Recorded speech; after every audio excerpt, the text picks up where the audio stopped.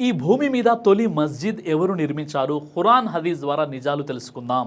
ప్రతి ముస్లింకి మస్జిద్ అంటే ఇబాదత్ స్థలం మాత్రమే కాదు, అది అల్లాహ్తో ఏర్పడే సంబంధం. కానీ ఎప్పుడైనా ఆలోచించారా భూమి మీద తొలి మస్జిద్ ఎవరు నిర్మించారని, ఎక్కడ నిర్మించారని, మరియు రెండవ మస్జిద్ ఏది? ఈ ప్రశ్నకు సమాధానం ఖురాన్ మరియు హదీస్లో స్పష్టంగా ఉంది. ఈ భూమి మీద తొలి మస్జిద్ మస్జిదుల్ హరాం, అంటే సౌదీ అరేబియాలోని మక్కా పట్టణంలో ఉన్నటువంటి కాబా. ప్రవక్త ముహమ్మద్ సల్లల్లాహు అలైహి వసల్లం వారు అన్నారు, భూమి మీద తొలి మస్జిద్ మస్జిదుల్ హరాం కాబా, రెండవది మస్జిదుల్ అక్సా. నేను అడిగాను వీటి మధ్య ఎంతకాలం తేడా ఉంది? ఆయన చెప్పారు 40 సంవత్సరాలు. సహీహ్ బుఖారీ హదీస్ నంబర్ 3366, సహీహ్ ముస్లిం హదీస్ నంబర్ 520. ప్రపంచంలో మొదటి మస్జిద్ మక్కాలోని కాబా షరీఫ్. దీనిని ప్రవక్త ఆదం అలైహిస్సలాం అల్లా ఆజ్ఞతో నిర్మించారు. తర్వాత కాలంలో ప్రవక్త ఇబ్రాహీం అలైహిస్సలాం మరియు ఆయన కుమారుడు ఇస్మాయిల్ అలైహిస్సలాం వారు ఆ పాత పునాదుల మీద తిరిగి నిర్మాణాన్ని చేపట్టారు. ఖురాన్ ఈ విధంగా సాక్ష్యమిస్తుంది. నిజంగా మానవుల కోసం నిర్మించబడినటువంటి తొలి ఆరాధన ఆలయం అది మక్కాలోనే ఉన్నది. అది బర్కత్ అంటే శుభాలతో నిండినది, ప్రపంచానికి మార్గదర్శనం. సూర్య ఆలే ఇమ్రాన్ సూరా నంబర్ 3 ఆయత్ నంబర్ 96. ఇక కాబా అనేది భూమి మీద మొదటి మస్జిద్. అల్లా ఆదేశంతో ఆదం అలైహిస్సలాం వారు నిర్మించారు. ఆ తర్వాత ఇబ్రాహీం అలైహిస్సలాం దానిని పునర్నిర్మించారు. ఇక రెండవ మస్జిద్ మస్జిదుల్ అక్సా, జెరూసలేం. మొదటి మస్జిద్ నిర్మించినటువంటి 40 సంవత్సరాల తర్వాత ప్రవక్త ఇబ్రాహీం అలైహిస్సలాం లేదా ఆయన సంతతిలోని వారు మస్జిదుల్ అక్సాను స్థాపించారు. దీనిని బైతుల్ ముఖద్దిస్ అని కూడా పిలుస్తారు. ప్రవక్త ముహమ్మద్ సల్లల్లాహు అలైహి వసల్లం ఇస్రా అంటే మేరాజ్ యాత్ర ఈ మస్జిద్ నుంచే ఆకాశయానం ప్రారంభించారు. ఇది ఇస్లాం చరిత్రలో అత్యంత పవిత్రమైనటువంటి స్థలాల్లో ఒకటి. ఈ మస్జిద్ నిర్మాణ చరిత్ర దశల వారీగా చూసినట్లయితే, 1. ప్రవక్త ఆదం అలైహిస్సలాం కాలం మస్జిదుల్ హరాం యొక్క పునాదులు అల్లా ఆదేశంతో వేయబడ్డాయి. ఆదం అలైహిస్సలాం మరియు ఆయన సంతతి వారే మొదట దానిని నిర్మించారు. ఇక 2. ప్రవక్త నూహ్ అలైహిస్సలాం కాలం ప్రళయం తర్వాత ఆ నిర్మాణం నశించింది. తర్వాత మళ్ళీ ప్రవక్త ఇబ్రాహీం అలైహిస్సలాం ఆ పునాదులను గుర్తించి తిరిగి కట్టారు. 3. ప్రవక్త ఇబ్రాహీం అలైహిస్సలాం కాలం మేము ఇబ్రాహీం మరియు ఇస్మాయిల్ను కాబా పునాదులు కట్టమని ఆదేశించాము. సూరే అల్ బఖరా 2 ఆయత్ 127. ఆయన మరియు ఆయన కుమారుడు ఇస్మాయిల్ అలైహిస్సలాం ఈ మస్జిద్ను నిర్మించారు మరియు దాని సమీపంలో హజరే అల్ అస్వద్ బ్లాక్ స్టోన్ ఉంచారు. మస్జిద్ యొక్క అర్థం ఇస్లామిక్ పర్స్పెక్టివ్లో మస్జిద్ అనే పదం సజ్దా చేసే స్థలం. అయితే అల్లా దృష్టిలో ఒక విశ్వాసి కోసం భూమి అంతా కూడా మస్జిద్ అని ప్రవక్త ముహమ్మద్ సల్లల్లాహు అలైహి వసల్లం చెప్పారు. భూమి అంతా నాకు మస్జిద్ మరియు పవిత్రమైనదిగా చేయబడిందని చెప్పారు. సహీ బుఖారీ హదీస్ నంబర్ 335, సహీ ముస్లిం హదీస్ నంబర్ 521. అంటే ఎక్కడ సజ్దా చేసినా అది ఒక ఇబాదత్ స్థలంగానే పరిగణించబడుతుంది. కానీ భూమి మీద మొదటి పవిత్ర ఇబాదత్ స్థలం కాబా మస్జిద్ అల్ హరాం. మస్జిదుల్ హరాం యొక్క మహిమ ఏంటంటే, 1. ఇది మొదటి మస్జిద్, అల్లా ఆదేశంతో నిర్మించబడింది. 2. ఇది తవాఫ్, హజ్, ఉమ్రా, సజ్దా జరుగు స్థలము.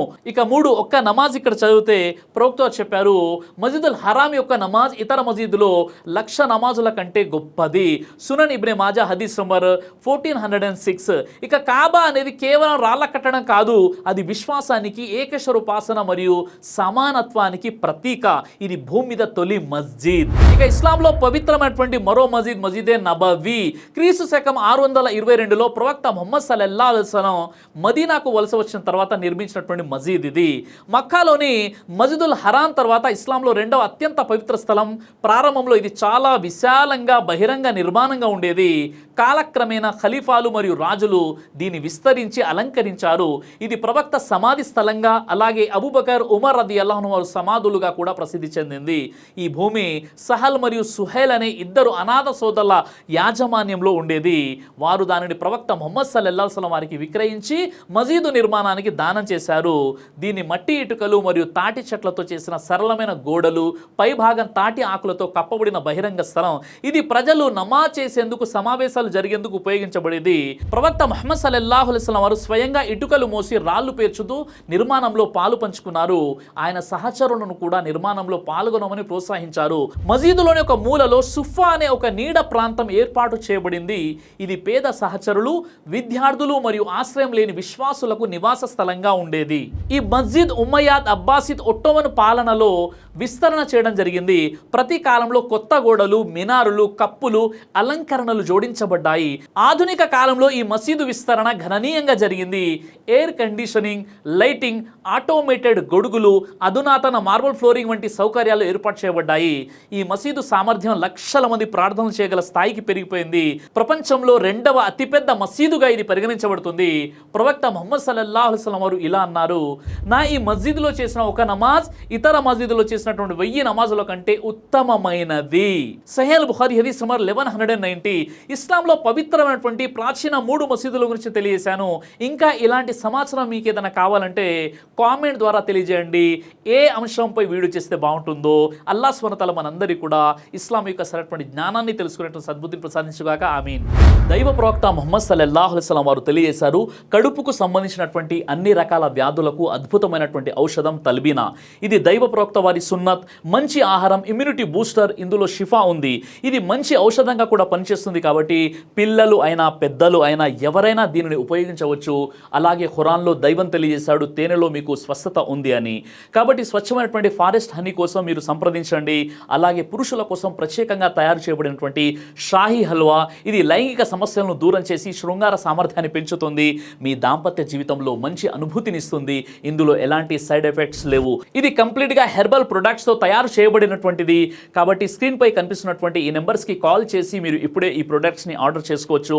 కొరియర్ ఫెసిలిటీ కూడా ఉంది. ఆలస్యం ఎందుకు, వెంటనే ఆర్డర్ చేయండి.